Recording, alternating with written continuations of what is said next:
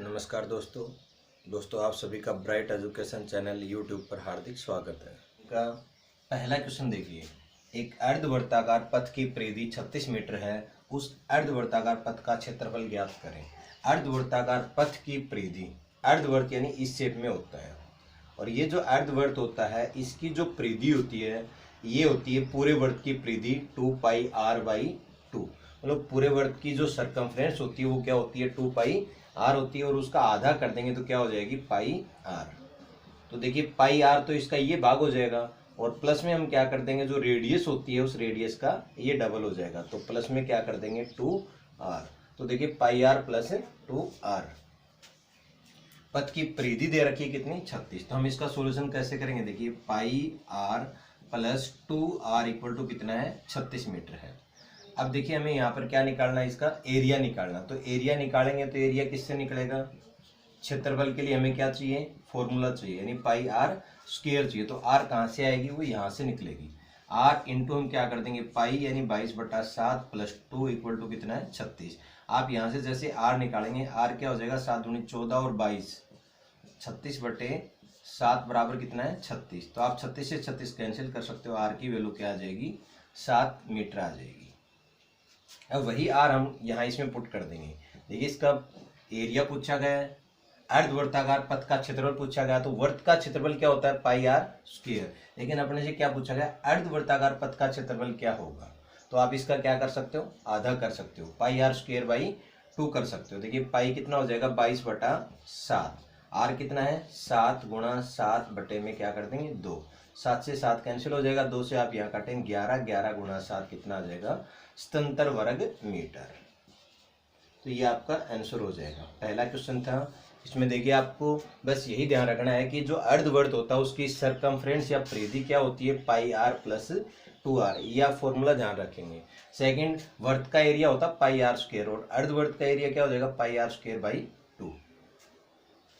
Next जो question number 2 रहेगा, 2 number question में दिया गया कि दो त्रिभुज ABC और DEF समरूप हैं, जिनमें AB 10 सेंटीमीटर है, DE 8 सेंटीमीटर है। त्रिभुज ABC और DEF के क्षेत्रफल का अनुपात क्या होगा। जैसे देखिए ये दो त्रिभुज हैं, ये है त्रिभुज ABC है, और दूसरी त्रिभुज दे रखी है DEF, ये दे रखा है DEF। ये दोनों क्या है समरूप है, यानी कि इनका आकार छोटा बड़ा हो सकता है, लेकिन इनकी जो भुजाओं का अनुपात रहेगा वो क्या रहेगा, हमेशा समान रहेगा। तो इसकी जो थ्योरम होती है कि जो क्षेत्रफलों का अनुपात होता है वो इनकी भुजाओं के वर्गों के अनुपात के बराबर होता है। तो आप देखिए इसका सॉल्यूशन ये होगा, त्रिभुज ABC है और DEF, इनकी साइड कितनी कितनी दे रखी हैं AB। तो आप क्या लिख देंगे AB अपॉन क्या कर देंगे DE, AB/DE, समान साइड होंगी ये, बटे में करेंगे आप AB/DE, और जो AB/DE होता है इसका वर्ग हम करेंगे। देखो क्षेत्रफल का अनुपात क्या होता है, इनके वर्गों के अनुपात के बराबर होता है, तो आप इनका वर्ग कर सकते हो इस तरह। देखिए तो बराबर क्या हो जाएगा क्षेत्रफल का अनुपात, बराबर क्या आ जाएगा क्षेत्रफल का अनुपात, यानी भुजाओं के वर्गों का अनुपात जो आएगा वही क्या हो जाएगा इनके क्षेत्रफल का अनुपात। तो आप क्या करेंगे, देखिए AB कितना है 10, यानी 10 बटे क्या करना है 8, तो 10 का स्क्वायर कर देंगे और 8 का स्क्वायर कर देंगे, क्या हो जाएगा 100/64। अब इसको हम छोटा करेंगे तो क्या उत्तर आ जाएगा, 4 से काट देंगे 25, और 4 से कितना हो जाएगा 16, यानी कि इन दोनों त्रिभुज ABC और DEF के क्षेत्रफलों का अनुपात क्या हो जाएगा 25/16, जो आपका राइट आंसर हो जाएगा। तो इसमें थ्योरम जो आपको ध्यान रखना वो यही रखना है कि जो भुजाएं हैं उनके वर्गों के, या इसकी जो हाइट होती हैं त्रिभुजों की, उन हाइट के वर्ग के अनुपात के बराबर होता है इनके क्षेत्रफलों का अनुपात। बहुत बढ़िया प्रमेय है, आप इसको ध्यान रखेंगे। जो भी साइड दे रखी है उन साइड का, या जो हाइट दे रखी है उस हाइट का आप क्या कर दो वर्ग कर दो, और वर्ग का जो अनुपात आएगा वही क्या बन जाएगा इनके क्षेत्रफल का अनुपात हो जाएगा। देखिए जो 3 नंबर क्वेश्चन रहेगा वो ये है, 14 + 6√5 का वर्गमूल क्या होगा। आपको इसका अंडरूट निकालना है। तो इसके लिए देखिए आपको ऑप्शन ही मैंने दिए हैं, और इसका सॉल्यूशन आप कैसे करेंगे। इसमें 2 तरीके होते हैं, एक आप ऑप्शन से कर सकते हो, बहुत जल्दी आप करेंगे तो ऑप्शन से कर सकते हो आप। ये देखिए मैं थोड़ा इसके बारे में बता देता हूँ। जब अपने को a प्लस बी का होल स्क्वायर करना हो तो हम क्या बोलते हैं, a square plus b square plus 2ab। और यदि आपको ये कहा जाए a प्लस बी का होल स्क्वायर का रूट क्या होगा, तो आप ऊपर अंडर रूट लगा देंगे तो इसकी क्या वैल्यू आ जाएगी, a प्लस बी आ जाएगी। या आप इसकी जगह पर ये पुट कर देंगे a square plus b square plus 2ab और इसके ऊपर अंडर रूट होगा तो भी इसकी वैल्यू क्या आएगी, a प्लस बी आएगी। तो आपको ये जो यहाँ पर दिया गया है a प्लस बी, ये ऑप्शन से देख लेना है। तो जैसे आप यहाँ ऑप्शन से देखेंगे a प्लस बी, और a प्लस बी का आप जब स्क्वायर करेंगे, जैसे इसको आप समझिए थोड़ा सा, यदि मैं यहाँ ये अंडर रूट हटाऊंगा तो दोनों तरफ स्क्वायर करूँगा, और दोनों तरफ स्क्वायर करेंगे तो क्या हो जाएगा, a square plus b square plus 2ab और बराबर क्या आ जाएगा, a प्लस बी आ जाएगा। तो देखिए आपको यहाँ पर ये जो फॉर्म दी गई है, ये दी गई है a square plus b square plus 2ab के रूप में दिया गया है। तो यहाँ पर आप इसको इस तरह भी कर सकते हो कि 2 प्लस रूट 5 है, इसका आप स्क्वायर करेंगे, देखिए क्या हो जाएगा, 2 दूनी 4 और ये क्या हो जाएगा 5, 4 5 9 बना, बल्कि यहाँ क्या बनना चाहिए, 14 बनना चाहिए। इसमें देखिए 3 का वर्ग 9 और ये 5, 9 और 5 14, यहाँ क्या बन रहा है, 5 5 का 25 और 3 28, यहाँ 14 है, नहीं बना। 3 3 9 और इसका हम स्क्वायर करेंगे तो क्या हो जाएगा, ये तो ज़्यादा चला जाएगा, 20 और 9 29। तो आपका राइट आंसर इसमें क्या हो जाएगा, बी हो जाएगा। आप जैसे इसके ऊपर ये लगाएंगे, होल स्क्वायर करेंगे, क्योंकि इसका जब हमने अंडर रूट निकाला तब ये वैल्यू आई है, और जब आप इसका स्क्वायर करेंगे तो आपकी ये वैल्यू आनी चाहिए। तो स्क्वायर करेंगे क्या हो जाएगा, a square plus b square plus 2ab, 3 दूनी 6 रूट 5। तो आप यहाँ से देखिए, आप ऑप्शन से इस क्वेश्चन को जल्दी कर पा रहे हो, तो 14 प्लस 6 रूट 5 आपका ये प्रूव हो गया। तो आपका आंसर क्या आ जाएगा, बी आ जाएगा। तो देखिए इस तरह का जो अंडर रूट निकालने का जो क्वेश्चन होता है, उसको आप ऑप्शन से करेंगे तो बेटर रहेगा। ऑप्शन में जो संख्या दी गई है a प्लस बी के रूप में, तो आपको जो शुरुआत में जो यहाँ संख्या लिख रखी है अंडर रूट वाले के पेयर को छोड़ करके, तो उन दोनों का वर्ग ये संख्या बढ़नी चाहिए। अब देखिए थोड़ा हम इसको समझ लेते हैं। यदि आप इसको ये लिखते हो 14 प्लस 6 रूट 5, यदि मैं इसमें ये लिख देता हूँ, यहाँ पर हमें 2ab की फॉर्म बनानी है, तो यहाँ 6 जो है इसको मैं लिखूंगा 2 मल्टीप्लाई 3 रूट 5। तो आगे देखिए 14 प्लस, यहाँ 2 अकेला रख लो आप। अब जो 3 है, 3 इस अंडर रूट के नीचे लेके जाएंगे, तो 3 3 9 5 45, यानी क्या हो जाएगा 2 रूट 45। अब देखिए आपको दो संख्या ऐसी देखनी है जिनका सम तो आ जाए 14 और मल्टीप्लाई कितना आ जाए 45। तो हम कैसे करेंगे, देखो दो संख्या ऐसी हैं जिनका जोड़ तो आए 14 और गुणा क्या आना चाहिए 45। तो अपने दिमाग में क्या आएगी, 5 और 9 आ जाएगी। तो 5 और 9, तो हम इसका उत्तर क्या लिख सकते हैं, रूट 5 प्लस रूट 9, ये हम लिख सकते हैं, रूट 5 प्लस रूट 9। और जब आप इसको सोल्व करेंगे तो क्या आ जाएगा, रूट 5 प्लस 3, ये आप इसको क्या कह सकते हो, 3 प्लस रूट 5, ये आपका आंसर हो जाएगा। तो आप इसको दोनों तरीके से कर सकते हो, ऑप्शन से कर सकते हो, या आप इस तरह से इसको अलग अलग फैक्टर में बना करके दो संख्या ऐसी ढूंढेंगे, जोड़ तो आए 14 और गुणा क्या आए उनका 45। तो आप उनको दोनों को अंडर रूट के नीचे लिखेंगे, और जैसे दोनों अंडर रूट के नीचे लिखेंगे उनकी वैल्यू आ जाएगी आपका आंसर। ये होगा क्वेश्चन नंबर 4। इसमें ये दिया गया है कि एक त्रिभुज ABC में कोण BAC 90 डिग्री है। जैसे देखिए हम ये 90 डिग्री के एक त्रिभुज बनाएंगे, ये BAC क्या है 90 डिग्री है, तो मैं BA और C ये बना लेता हूँ। ये एंगल कितना है 90 डिग्री है, और इसमें क्या दे रखा है AD है, वो BC के क्या है लंबवत है। AD यहाँ पर BC के ऊपर लंब डाला गया है। AD की लंबाई है 6 सेंटीमीटर और BD की लंबाई कितनी है 4 सेंटीमीटर। तो देखिए यहाँ पर दो त्रिभुज हैं, त्रिभुज ABC बनी है एक, तो ये या आप इसको BAC कह सकते हो। त्रिभुज BAC व दूसरी त्रिभुज क्या बनी है, देखिए BDA। बीच में जो साइड या एंगल लिखा गया है वो 90 डिग्री है, इसमें बीच में होता है एंगल हमेशा। तो BAC व BDA क्या है, समान है। आप इसको समझिए अच्छी तरह से, बहुत बढ़िया क्वेश्चन है। पहले तो आप इसका एक डायग्राम बनाएंगे, वो ये बनेगा। इसके बाद देखो हमें क्या निकालना है, BC की लंबाई निकालनी है, B और C की लंबाई निकालनी है। तो BC की लंबाई कैसे आएगी, अपने पास यहाँ पर बी डी है और ए बी नहीं है, तो हम पहले क्या निकालें, ए बी निकालेंगे।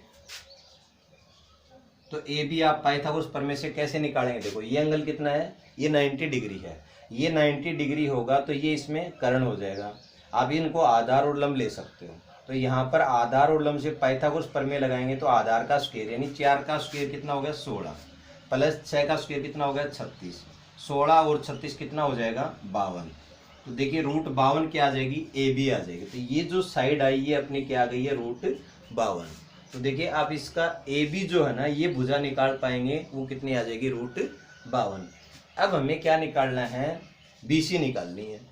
तो बी सी निकालने के लिए आपको यहाँ पर प्रमेय आनी चाहिए, यानी एक थ्योरम पता होना चाहिए कि दो त्रिभुज जब समरूप होती हैं तो हम उसमें क्या प्रमेय लगाएंगे। देखिए एक कॉमन साइड लेके चलो, यहाँ पर कॉमन साइड क्या है, ए बी कॉमन है और बी सी हमें निकालना है। तो अब देखिए मैं बड़े वाले त्रिभुज जो ले रहा हूँ बी ए सी, बड़े वाले में क्या हो जाएगा, ए बी कितना है √52, तो हमें यहाँ पर ये निकालना है। तो आप यही करेंगे a b upon b c, a b upon b c. यहाँ पर ये आपने क्या लिया आधार और बी सी क्या ले लिया, बड़े वाले त्रिभुज का कर्ण। तो अब हम छोटे वाले त्रिभुज लेंगे, इसमें बी डी ए में पहले क्या लेना है, आधार लेना है। देखिए इसमें हमने आधार लिया तो यहाँ पर आधार क्या है बी डी, आधार ये हो गया, और इसमें कर्ण क्या हो जाएगा ए बी, कर्ण क्या हो जाएगा ए बी। देखो मैंने सिर्फ दो त्रिभुजों को लिया है जो समरूप हैं, बी ए सी को और बी डी ए को। तो ये एक थ्योरम आपको बनानी है। जैसे ये थ्योरम बन जाती है इसके बाद आप वैल्यू पुट करेंगे, ए बी कितना है √52 अपॉन बी सी हमें निकालना है, पूरी साइड हमें निकालनी है। बराबर क्या दे रखा है, बी डी कितना है 4 बटे में ए बी कितना दे रखा है √52 ये दे रखा है। देखिए अब हम बी सी निकालेंगे तो ये √52 और √52 ये इधर मल्टीप्लाई हो जाएगा, तो √52 इससे मल्टीप्लाई करेंगे तो क्या हो जाएगा केवल 52 हो जाएगा, और 52 के बटे में क्या आ जाएगा 4, और बराबर क्या चली जाएगी बी सी। तो आप इसको यहाँ से काटेंगे कितना आ जाएगा 13, यानी बी सी की जो लंबाई है वो कितनी आ जाएगी आपकी 13 सेंटीमीटर। तो बी सी क्या हो जाएगा आपका ये 13 सेंटीमीटर हो जाएगा। बहुत बढ़िया प्रमेय है, आप समझ करके किस तरह करेंगे कि दो त्रिभुज हैं, एक तो है बी ए सी और एक क्या है बी डी ए, इनमें 90 डिग्री आपको देखना है, और जो आधार है और कर्ण है वो दोनों में उसी तरह देखना है। पहले आधार बड़े वाले का लो, बड़े वाले का कर्ण, फिर आधार छोटे वाले का और छोटे वाले का ही कर्ण। आपको ये एक थ्योरम लिख लेनी है, जैसे थ्योरम आप लिख लेते हो इसके बाद आपका आंसर आ जाएगा। अगला क्वेश्चन है आपका 5 नंबर क्वेश्चन। देखिए 5 नंबर क्वेश्चन में क्या दिया गया है कि एक आदमी है वो स्थिर पानी यानी शांत पानी में 4 किलोमीटर प्रति घंटा की दर से तैर सकता है यदि पानी की चाल 2 किलोमीटर प्रति घंटा है, मतलब वो धारा जो बह रही है वो 2 की स्पीड से बह रही है, और 10 किलोमीटर उद्रव प्रवाह है तैरने में, उसके द्वारा लिया गया समय क्या होगा। थोड़ा देखिए इसका सॉल्यूशन क्या रहेगा।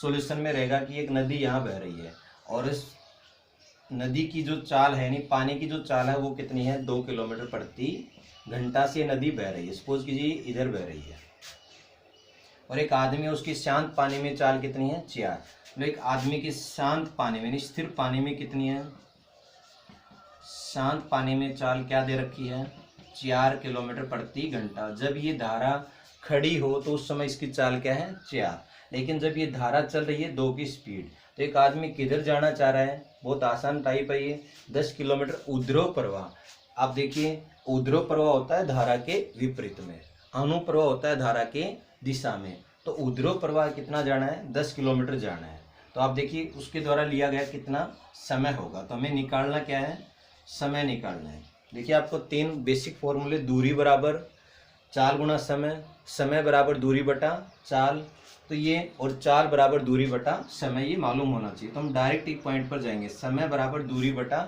चाल, दूरी कितनी है 10 किलोमीटर, और चाल क्या हो जाएगी, एक आदमी विपरीत जाएगा तो उसकी स्पीड कितनी है 4, लेकिन धारा उसकी 2 की जो स्पीड है वो कम कर देगी, तो क्या बचेगी 2। तो दूरी बटा चाल आप काटेंगे तो कितना आ जाएगा टाइम 5 घंटा लेगा वो, उसका आंसर क्या आ जाएगा 5 घंटा, यानी 5 घंटे में वो कहाँ जाएगा उद्रव दिशा में जाएगा। देखिए नेक्स्ट जो अपना क्वेश्चन है 6 नंबर क्वेश्चन रहेगा और ये बहुत ही इंपॉर्टेंट क्वेश्चन है। SSC, CPO, LDC, Haryana police में सब में आने वाला क्वेश्चन है और एक अच्छी टाइप है जो मेरिट बनाती है। आप इसको समझेंगे। देखो सॉल्यूशन क्या है कि के अंदर ए तथा बी और त्रिज्या 2 यूनिट वाले दो वर्ग एक दूसरे को बाहर से सी पर स्पर्श करते हैं। देखिए मैंने यहाँ 2 सर्कल बनाए हैं, 2 सर्कल हमने ये बना लिए और जिनका जो सेंटर है वो क्या है, ए और बी है। ए और बी है दोनों का सेंटर और इनकी दोनों की रेडियस क्या क्या दे रखी है, 2 रेडियस दे रखी है और इसकी भी कितनी है, 2 है। मतलब दोनों के केंद्रों के बीच की दूरी है 4 और इनकी रेडियस कितनी है, 2-2 यूनिट है ये रेडियस। अब आगे क्या दे रखा है, ये जहां स्पर्श करते हैं उस पॉइंट का नाम है सी और के अंदर सी और त्रिज्या 2 यूनिट वाला एक तीसरा वर्त बनाया गया। जैसे हम यहाँ पर यूनिट 2 ही उसकी रेडियस रहेगी और सेंटर रहेगा ये, तो मैं जैसे तीसरा सर्कल बनाऊंगा तो वो तीसरा सर्कल इस तरह बन जाएगा और ये जो तीसरा सर्कल होगा ये कहाँ पर प्रतिच्छेद करेगा, डी और ई पर मिलेगा। इन दोनों को डी और ई पर मिलेगा। देखिए कहाँ मिलेगा, डी और ई पर मिलेगा।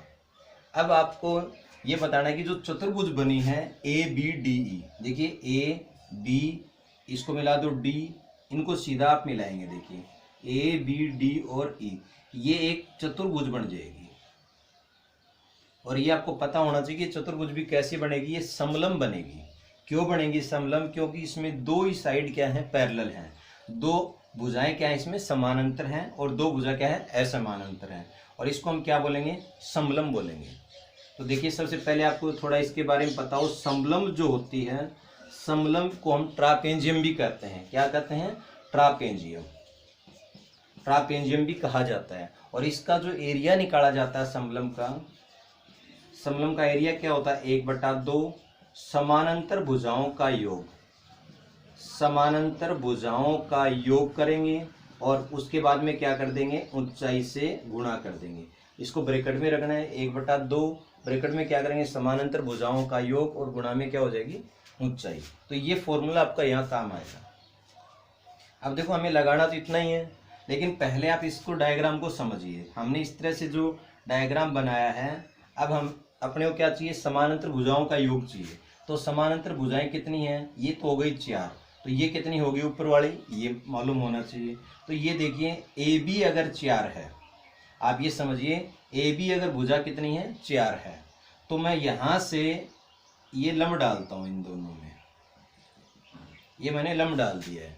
तो आप ये भी बता सकते हो, देखो जैसे हम इसका नाम डाल देते हैं बी ई, मैंने यहाँ नाम डाल दिया एफ, तो ई एफ क्या हो गई, ये समानांतर भुजाओं के बीच की दूरी हो गई, यानी कि ऊंचाई हो गई। तो आप ये देखिए ई एफ कितना होगा, आप ई एफ हमें मालूम नहीं है, ई एफ कैसे आएगा, देखो आपको बी ई मालूम है क्योंकि बी ई क्या है, रेडियस है। तो बी ई रेडियस कितनी है, 2 रेडियस है। इस सर्कल की ले लो चाहे आप इसकी ले लो, बी ई रेडियस कितनी है, 2 है। और जो बी और एफ है, बी एफ कितना हो जाएगा, 1 हो जाएगा, क्योंकि जैसे हम ये लाइन इसके बीचों बीच काटेंगे तो ये मध्य में काटेगी। तो बी एफ कितना हो जाएगा, 1, क्योंकि यहाँ पर देखिए बी और सी कितना है, 2 है, तो बी सी का आधा क्या हो जाएगा, बी एफ हो जाएगा, नहीं ये क्या हो जाएगी, 1 हो जाएगी, ये 1 हो जाएगी। और ये जो साइड है आप इसको देखिए, डी ई कितनी हो जाएगी, ये जो पूरी भुजा है यहाँ तक देखो आप, ये 1 है, ये 1 और 1 ये, तो ये डी ई कितनी आ जाएगी, 2 आ जाएगी। तो आप इसका सॉल्यूशन में ये लिख सकते हो, डी ई बराबर 2 हो जाएगी, 2 यूनिट। और जो बी एफ है, बी एफ कितनी हो जाएगी, 1 यूनिट हो जाएगी।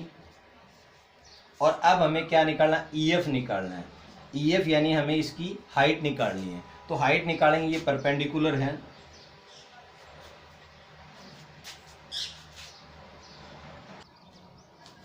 देखिए जो ई एफ है, इसमें जो ई एफ है ना, ये क्या है, परपेंडिकुलर है। तो आप यहाँ पर इस पर क्या लगा सकते हो, पाइथागोरस प्रमेय लगा सकते हो। और पाइथागोरस में क्या होगा, आधार का स्क्वायर, तो आधार का स्क्वायर क्या हो जाएगा, बी एफ का स्क्वायर हो जाएगा 1 प्लस जो लंब का स्क्वायर है, लंब हमें निकालना है, ई एफ का स्क्वायर, और बराबर क्या है, कर्ण क्या है, बी ई है, बी ई कितना है, 2 का स्क्वायर कितना हो गया, बराबर कर्ण का स्क्वायर होगा 4। तो अब आप 1 को उधर लेके जाएंगे तो EF इक्वल टू क्या आ जाएगा, 4 में से 1 माइनस होगा 3 हो जाएगा, तो EF की वैल्यू क्या आ जाएगी, √3। मतलब ये है कि आप इसकी जो EF यानी हाइट है ट्रापेजियम की वो कितनी आ जाएगी, EF √3। अब देखो हमने ट्रापेजियम की हाइट निकाल ली है, समानांतर भुजाएं हमें मालूम है, AB कितनी है 4 और DE कितनी है 2। अब आप इसका क्षेत्रफल निकालेंगे, क्षेत्रफल का फॉर्मूला यही लगाना है, 1/2 समानांतर भुजाओं का योग। तो समानांतर साइड कितनी है, देखो ये पूरी कितनी है 2 और 2 4, और ये कितनी है 2, 4 और 2 6, यानी समानांतर भुजाओं का योग कितना हो जाएगा 6। और हाइट कितनी हमने निकाली √3, तो आप मल्टीप्लाई में क्या कर देंगे √3, तो आप यहाँ से इस तरह काट देंगे, कितना आ जाएगा 3√3 यूनिट। तो ये आपका आंसर हो जाएगा इसमें 3√3 यूनिट क्या होगा इस ट्रापेजियम का ABED या ABDE का एरिया आ जाएगा। तो आपको इसमें अच्छी तरह मालूम होना चाहिए ट्रापेजियम का एरिया का फॉर्मूला क्या होता है, और जो ये डायग्राम आपने बनाया यहाँ से हाइट क्या होगी, ये जो बीच की दूरियां हैं वो कितनी होंगी। तो बहुत अच्छी टाइप है, SSC हरियाणा लेवल में मेरिट बनाने वाला क्वेश्चन होता है। नेक्स्ट क्वेश्चन जो अपना रहेगा 7 नंबर क्वेश्चन रहेगा, ये है काम समय के टॉपिक का। A और B एक काम को 36 दिन में कर सकते हैं, B और C उसे 60 दिन में कर सकते हैं, A और C उसे 45 दिन में कर सकते हैं, तो C अकेला उसे कितने दिन में कर सकता है। देखिए सॉल्यूशन क्या होगा, आप इस तरह की टाइप जो काम समय और पाइप टंकी है उसमें ये कंसेप्ट लगाएंगे, A और B एक काम को 36 दिन में, तो आप इस तरह लिखेंगे A + B कितने दिन में करते हैं 36 दिन में, और B और C कितने दिन में करते हैं, तो B + C लिख देंगे 60 दिन में। A और C कितने दिन में करते हैं 45 दिन में, तो A और C का क्या लिख देंगे आप 45 दिन। और आप इस तरह का एक एरो लगा करके इन तीनों संख्याओं का एलसीएम लिखेंगे यहाँ पर, जो कितना आ जाएगा 180। देखिए अब हम इस 180 को क्या समझेंगे, कार्य समझेंगे कि टोटल कार्य है वो कितना है 180 कार्य है। तो देखो आप 180 कार्य अगर A और B 36 दिन में करेंगे तो एक दिन में ये दोनों कितना काम करेंगे 5 काम करेंगे। इसी तरह से B और C अगर ये 180 काम 60 दिन में करते हैं तो एक दिन में ये कितना करेंगे 3 काम करेंगे। और A और C अगर 180 कार्य को 45 दिन में करते हैं तो एक दिन में ये कितना काम करेंगे 4 काम करेंगे। अब देखिए जहाँ पर आप इन टोटल AB, BC और AC का काम देखेंगे तो ये क्या हो जाएगा A + B + B + C + A + C। आप इनको ऐड करेंगे तो ये टोटल कितना हो जाएगा 5 3 8 और 4 12 काम हो जाएगा। टोटल काम कितना बन जाएगा 12। तो आप इसमें क्या करेंगे A + B और +C, सिर्फ आप ABC लेंगे तो काम क्या हो जाएगा आधा हो जाएगा। तो A + B + C का एक दिन का काम कितना होगा 6 काम होगा। तो A + B + C का एक दिन का काम कितना होगा 6 होगा। अब देखिए अपने से जिसका पूछा गया वो कैसे निकालेंगे, C अकेला उसे कितने दिन में करेगा। तो ABC का टोटल एक दिन का काम कितना है 6 है, तो C अकेला कितने दिन में करेगा। तो ABC का अगर 6 कार्य है, इस ABC का जो 6 काम है इसमें से हमें किसका घटाना है A और B का घटा देना है। A और B का एक दिन का काम कितना है 5 है। यदि मैं इस 6 में से 5 A और B का काम घटा देता हूँ तो एक कार्य बचेगा, और जो एक कार्य है वो किसका बचेगा C का बचेगा। अगर C एक दिन में 1 यूनिट काम करता है और कार्य टोटल कितना यूनिट है अपना 180, तो 180 बटे में हम क्या करेंगे 1, यानी कितना दिन लगेगा 180 दिन लेगा C। ये आपका आंसर हो जाएगा। तो देखिए काम समय का टॉपिक है, ये आसान टाइप होती है।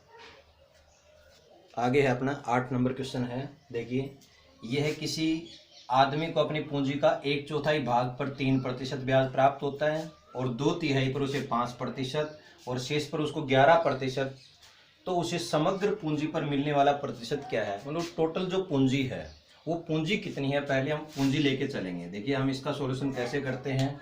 अब देखिए अपनी पूंजी का 1/4 भाग पर उसको 3% मिला, तो पूंजी कितनी भी हो सकती है उसका हम 1/4 पर कितना ब्याज लगाएंगे 3%, और 2/3 पर हम कितना लगाएंगे 5% लगाएंगे। 2/3 पर कितना लगाएंगे 5% लगाएंगे। तो देखो यहाँ पर तो है ये 3% और ये कितना है 5, और जो शेष बचेगी शेष के ऊपर कितना है 11%। तो हम यहाँ पर पूंजी कितनी बढ़ा के चलेंगे, आप कंसेप्ट को समझिए। नंबर सिस्टम में, लाभ हानि में और इस ब्याज के क्वेश्चन में आप इस कंसेप्ट को अच्छी तरह सीखिए। 4 तिया 12, कुल पूंजी हम कितने लेके चलेंगे 12 पूंजी लेके चलेंगे टोटल। अब 12 में जो 1/4 हमने किया तो ये कितना हो जाएगा, 3 भाग हो जाएगा। और 12 का 2/3 हम निकालेंगे, ये कितना हो जाएगा, 8 भाग हो जाएगा, जो 5% वाला है। और बचा हुआ भाग कितना हो जाएगा, 1। तो हमने 3 भाग बनाए हैं, 3, 8 और 1 के। अब देखो इस पर दर कितनी है, 3%। इस पर दर कितनी है, 5%। और यहाँ पर दर कितनी है, 11%। तो आप पहले दर को इकट्ठा करेंगे। देखिए कितनी दर हो जाएगी टोटल, ये 9%। ये कितनी हो जाएगी, 40%। और ये कितनी हो जाएगी, 11%। अब आप इनको टोटल ऐड करेंगे। देखिए कितना हो जाएगा, 40, 10, 50, 51 और 9, 60% दर हो जाएगी, जो कितनी पूंजी के ऊपर बनी है, 12 के ऊपर। यदि 12 जो पूंजी है, उस 12 पूंजी के ऊपर कितनी दर है, 60, तो उसके ऊपर कितनी रेट लगी होगी, एक पूंजी के ऊपर कितनी दर लगी होगी, 5%। तो आप इसकी जो समग्र पूंजी पर लगने वाला प्रतिशत है वो कितना आ जाएगा, 60/12, यानी आंसर क्या होगा, 5%। तो अच्छी टाइप है ये भी, आप इसको अप्लाई करके देखेंगे क्वेश्चनों में, लाभ हानि में और इस ब्याज के टॉपिक में। ये आप लगा के देखेंगे तब आपको अच्छी तरह समझ में आ जाएगा। तो आप यहाँ से अलग अलग पहले तो पूंजी बनाएंगे, फिर उनके भाग बनाएंगे, टोटल दर बनाएंगे, फिर अब उनको बांट देंगे। इसी तरह का लाभ हानि में भी क्वेश्चन आता है कि हो सकता है टोटल वस्तु हो 12, 3 को लाभ पर बेचा गया है, 8 को हानि पर, 1 को इतने लाभ पर, तो होने वाला कुल लाभ या हानि प्रतिशत कितना है, उसमें भी ये कंसेप्ट काम करेगा। अगला क्वेश्चन जो रहेगा 9 नंबर क्वेश्चन, देखिए धन पूर्णांकों के युग्मों की संख्या बतानी है जिनके वर्गों का अंतर कितना है, 45 है। जब हम उनके वर्गों का अंतर करें वो कितना है, 45 आए, तो वो कितने युग्म बनेंगे। तो देखिए हम ये कैसे करेंगे, इसका सॉल्यूशन ये रहेगा। देखिए उनके वर्गों का अंतर, तो आप 2 धन पूर्णांक ले सकते हो, एक तो x और एक y। यहाँ पर x हम बड़ा लेके चलेंगे y से, तो x² माइनस y² हम लिखेंगे। अगर x बड़ा है तो क्या लिखेंगे, x² माइनस y² बराबर कितना दिया गया, 45। अब देखिए हम इसको फैक्टर में लिखेंगे, क्या हो जाएगा, x माइनस वाई और x प्लस वाई बराबर कितना आना चाहिए, 45। अब आप यहाँ से देखिए हम इन दोनों को कितना कितना ले सकते हैं कि यहाँ 45 प्रूव हो जाए। तो पहले तो आप क्या ले सकते हैं, 45 और 1 ले सकते हैं। एक तो फैक्टर हो जाएगा आपका, एक युग्म हो जाएगा 45 और 1 का। एक आप ले सकते हो 9 गुणा में 5, ये भी कितना बन जाएगा, 45। और आप क्या ले सकते हो, 3 गुणा 15, 15 3 45। और देखिए कोई 45 एकम 45, 9 5 45, 3 गुणा 15 45, यही बन के आएंगे। इसके अलावा 45 को हम फैक्टर में नहीं लिख सकते हैं। तो देखिए यहाँ पर इस युग्म की संख्या कितनी हो जाएगी, 3 युग्म आ जाएंगे। तो आप यहाँ से इसका आंसर क्या निकालेंगे, कितने युग्म हो जाएंगे, 3 युग्म हो जाएंगे, जो आपका राइट आंसर होगा ये। तो देखिए दोस्तों, यदि आपको हमारा वीडियो अच्छा लगता है और आपको बेनिफिट मिलता है इस टॉपिक का, इस वीडियो का, मैथ सीखने में आपको कुछ हेल्प होती है, तो आप हमारे चैनल को सब्सक्राइब करें, लाइक करें और ज़्यादा से ज़्यादा शेयर करें। 10वां जो अपना क्वेश्चन रहेगा ये रहेगा एलिगेशन के टॉपिक का, और बहुत ही स्टैंडर्ड की टाइप आती है और आपको हम बहुत ही अच्छे कंसेप्ट से समझाएंगे। देखिए क्वेश्चन क्या दिया गया है, एक डिब्बे में 2 द्रव A तथा B का मिश्रण 7:5 के अनुपात में है। जब 9 लीटर मिश्रण निकाला गया और डिब्बे को B से भर दिया गया तो A तथा B का अनुपात 7:9 हो गया। मूलतः डिब्बे में द्रव A की मात्रा कितने लीटर थी। तो देखिए हम कैसे करेंगे, एक डिब्बे में 2 द्रव हैं A और B, मैं यहाँ 2 द्रव लिख देता हूँ A और B। इसका सॉल्यूशन क्या रहेगा, पहले आप लिखेंगे 2 द्रव A और B, और A और B का जो मिश्रण है वो किस रेशियो में है, 7:5 में। आप समझिए यहाँ कंसेप्ट होगा। और जब हम यहाँ से 9 लीटर मिश्रण निकालेंगे, इस डिब्बे में से मैंने 9 लीटर मिश्रण निकाल लिया अलग से, तो 9 लीटर जो मिश्रण निकाला है उसके बाद में जो मिश्रण डिब्बे में बचा उसके अंदर भी A और B का अनुपात क्या रहेगा, 7:5 ही रहेगा। फिर हमने ये जो 9 लीटर डाला, ये क्या डाला है, B डाला है, तो A और B का अनुपात क्या हो गया, 7:9 हो गया। ये हमने केवल B डाला है, B डाला है। तो आप ये देखिए A की मात्रा तो उतनी रही है, 9 लीटर निकालने के बाद में जो मिश्रण बचा था उसमें A की मात्रा वही रहेगी, क्योंकि हमने A तो डाला ही नहीं, हमने केवल क्या डाला है, B डाला है। तो आप देखिए 7:5 में था, अब वो क्या होगा 7:9। तो आप ये देखिए, ये पॉइंट समझिए, अच्छा पॉइंट है, यहीं पर समझो। 5 और 9 ये कितना अनुपात बढ़ा, 4 रेशियो जो बढ़ा है, यानी 4 अनुपात का मान जो बढ़ा है, ये किसने बढ़ाया है, 9 लीटर ने बढ़ा दिया। बहुत इंपॉर्टेंट पॉइंट होगा, ध्यान से समझिए। 1 अनुपात का मान 1 रेशियो की वैल्यू क्या आ जाएगी 9/4। तो आप डिवाइड करेंगे 4 दूनी 8, 2.25 लीटर आ जाएगा, यानी कि 1 रेशियो की वैल्यू अपने यहाँ से क्या आ जाएगी 2.25 लीटर। आपको बस कंसेप्ट यहीं पर समझना है कि ये जो रेशियो है 7:5, ये 9 लीटर निकालने के बाद भी यही रहेगा।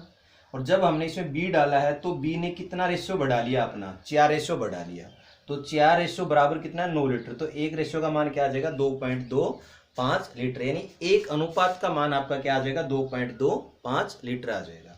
अब देखिए हम कुल मिश्रण निकालते हैं, यहाँ से आप कुल मिश्रण बनाओ 7 और 5 12। अब जो हमने 9 लीटर निकाला था उस टाइम यहाँ पर अपना जो अनुपात वो क्या है 7:5 है, तो मैं इसी जगह निकालूंगा मिश्रण। देखिए कितना 7 और 5 12, 12 गुणा में 2.25 मैंने कर दिया। जैसे मैं इसकी गुणा करूंगा तो यह आ जाएगा 25 चौका 100, 25 निमा 225, 4 तिया 12 और 9 तिया 27 लीटर मिश्रण है हमारा। लेकिन ये कब है 27 लीटर मिश्रण, जब हमने 9 लीटर मिश्रण निकाला तब। तो मूल रूप में हम जाएंगे, देखिए आपने से मूल रूप में पूछा है, तो 27 और 9 36। तो प्रारंभ में यानी मूल रूप में कितना था मिश्रण 36, मूल रूप में कितना था 36 लीटर था। उसको 2 भागों में हम बांटेंगे 7 और 5, यानी 12 अनुपात से आप भाग देंगे, 12 तिया 36, 1 अनुपात का मान कितना आ जाएगा 3 आ जाएगा। तो 3 7 21 लीटर होगा ए, 21 लीटर आपका आंसर आ जाएगा, जो किसकी मात्रा होगी ए की होगी। ये जो टाइप है ये बहुत स्टैंडर्ड के टाइप है, तो आपको क्लियर समझना है इस कंसेप्ट को। एक तो ये पॉइंट देखिए 7 और 5 का है और 7 और 9 का है, ये यहाँ 4 अनुपात कितने के कारण बढ़ा है 9 के कारण, तो 1 अनुपात का मान आ जाएगा 2.25 लीटर। फिर आप यहाँ से क्या निकालेंगे, ये मिश्रण निकाल लो आप, 7 और 5 12, 12 जो अनुपात है 12 गुणा में 2.25 करेंगे। सिर्फ मैंने गुणा का मेथड आपको दिखाया, अदरवाइज आप डायरेक्ट ही बोल सकते थे 12 दूनी 24 और 3 27 लीटर मिश्रण होगा ये 9 लीटर निकालने के बाद। अब 27 कब है, जब हमने 9 लीटर निकाला, तो पहले कितना था 27 और 9 36, यानी आप मूल रूप में कितना कह सकते हो 36 लीटर था। अब 36 लीटर ये मूल रूप में है, उसमें 2 भाग बनाएंगे ए और बी। तो 7 और 5 12 अनुपात से भाग देंगे, 1 अनुपात का मान कितना आ जाएगा 3 आ जाएगा। और ए का निकालना तो 3 गुणा 7 कर दो, 21 लीटर तो आ जाएगा ए का। और बी पूछे अगर मूल रूप में बी कितना था, तो 3 गुणा 5 कर देंगे, 3 5 15 लीटर क्या था बी था। देखिए दोस्तों, आप सभी अच्छे से इस वीडियो को शुरू से लेकर के अंत तक देखिए, हर टाइप को आप क्लियर करिए। हम आशा और विश्वास के साथ कह सकते हैं कि आपको इस वीडियो का बहुत बहुत बेनिफिट मिलेगा और आप अच्छे एग्जाम की तैयारी इन क्वेश्चनों के माध्यम से मैथ में आप कमज़ोर नहीं रहेंगे। तो आप सभी ने हमारा वीडियो देखा, इसके लिए आपका बहुत बहुत धन्यवाद।